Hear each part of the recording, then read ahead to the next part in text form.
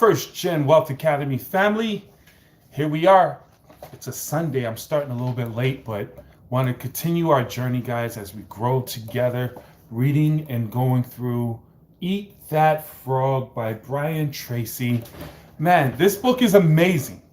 And it's exciting. I'm getting a lot of feedback offline. I strongly encourage you guys, make comments inside this feed if you love what you're hearing.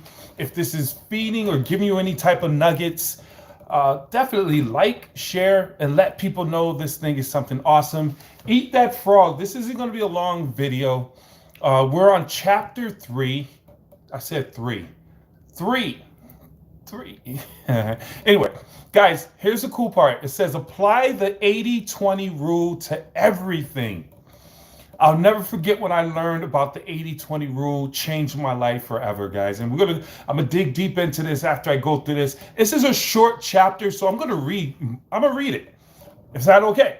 Don't judge me on any words I cannot pronounce, all right? But here's Eat That Frog, chapter 3. Let's read. Leaders are readers. So apply 80-20 rule to everything. We always have time enough if we will but use it aright. That's the quote. So here's how it states. It says the 80-20 rule is one of the most helpful of all concepts of time and life management. It is also called the Pareto principle, after its founder, the Italian economist Vilfredo Pareto, who first wrote about it in 1895. The Pareto noticed that people in his society seemed to divide naturally into what he called the vital few. Make a note of that. Top 20% in terms of money and influence, and the trivial many, which is the bottom 80%. He later discovered that virtually all economic activity was subject to the Pareto principle, 80-20 rule, as well. For example, the rules say that 20% of the activities will account for 80% of the results. Did you hear what I just said? 20% of the activities will account for 80% of the results.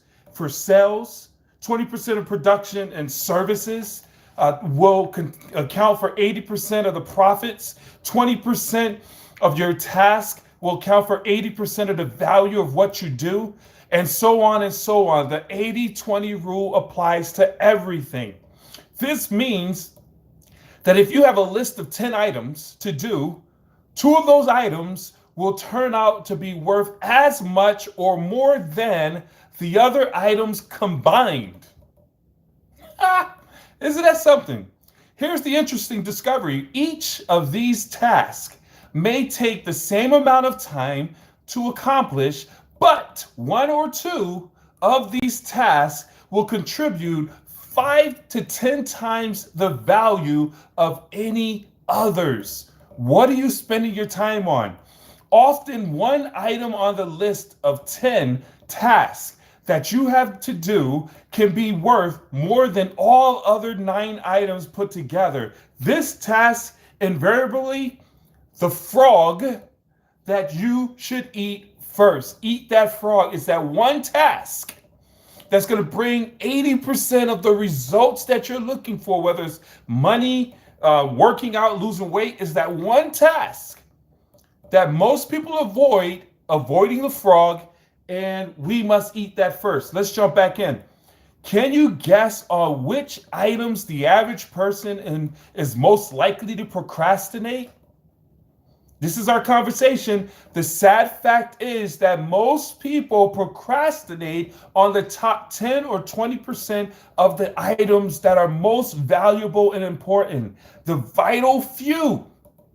They busy themselves instead with the least important 80%, the trivial many, that contributes very little to the results. Busy activity. We're always busy, but getting nothing done. Oh, man. I try to stay on point, but I do, too, fall guilty of this. Where you say, where did my day go? All right, let's keep going. You often see people who appear to be busy. This is exactly what I said. who appear to be busy all day long but seem to accomplish very little. This is almost always because they are working on tasks that are low value while they procrastinate on the one or two activities that could make a real difference to the companies and their careers.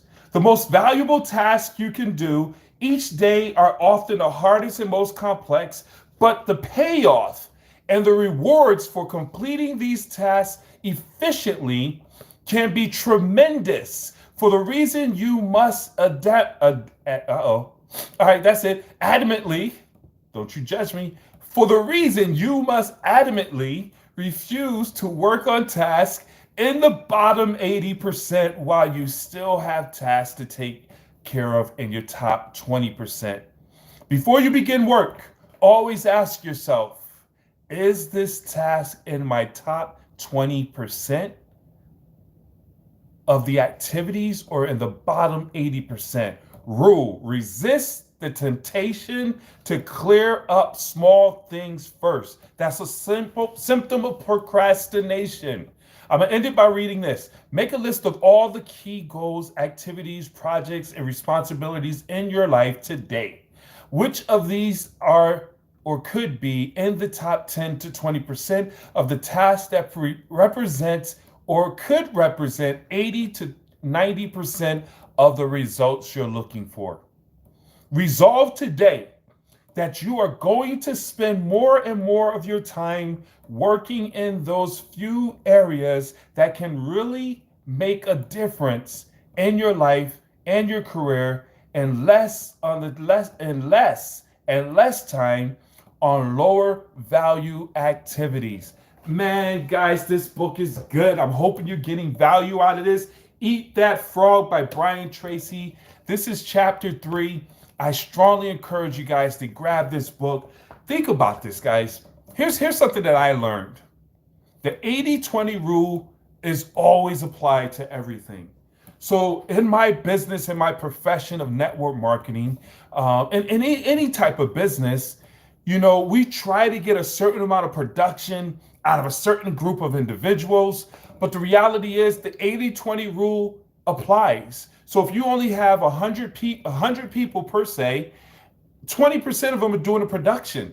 20% of them are doing the activities. 20% of them is bringing in the revenue, should I say. And in order to increase that, you can't just keep talking and inspiring that small 20 people, 20% out of the 100. Expand the volume. Get 1,000 people. Now, instead of 20% of 100, you got a 20% of 1,000. Now you're getting production out of 200 people. And in that production comes more volume, more income, and better results that you're looking for. So expand the mass, expand the size of your team, expand your 20%. That's the only thing you really can control. So guys, this is amazing. This is absolutely awesome. I'm fired up and excited. Hopefully you're getting value out of this. If this fed anything into you, please like and subscribe to our YouTube channel. Share this on all of your social platforms. If you think someone can get something out of this information, please share. My goal is to get up to 1,000 subscribers on our page within the next few. I strongly encourage and want to help you. If you're not subscribed to this page, please make sure you subscribe right now and share with other people. And I'll see you on the next training. What is the next training? The next training is chapter 4. Hopefully by the time I come back, you've already got this book. Man, go to Amazon, build your library. Understand this, and I'll say it every time. Poor people have big TVs. Rich people have big libraries. How many books do you have in your library? And I'm not one for having a whole bunch of books for show, but here's what I will say to you. You can inherit or you can pass along, and this is my goal. Please steal it. You can leave a legacy and will off to your children, your life insurance policy, real estate businesses, but you can also will off to them your library. Build a library that will be passed on for generation after generation after generation, which is my goal. I think is an absolutely amazing goal, an admirable goal, and I encourage you to do the same. Our next chapter is consider the consequences. Uh-oh. Accountability. Chapter 4, consider the consequences. I'll be back to go over chapter 4 shortly. See you then, guys. Incredible. Take care. Take charge.